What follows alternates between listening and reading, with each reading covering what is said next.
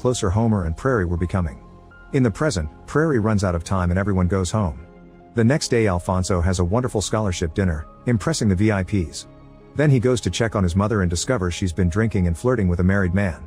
Alfonso tries to bring her back inside but only causes her to start yelling at him for ruining his life.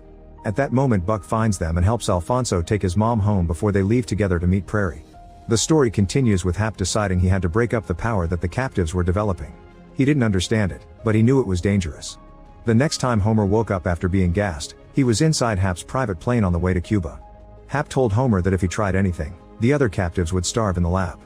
Later at the hotel, Homer felt nervous and numb, but some pain helped him regain clarity.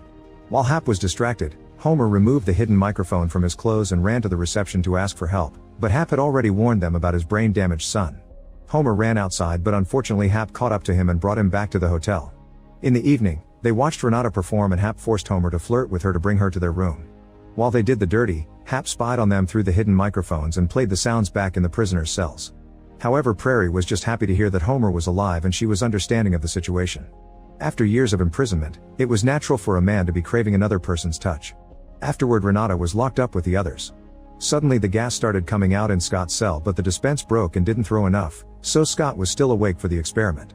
Since he was so sick, he knew he wouldn't survive this, so he tried to bribe Hap with information.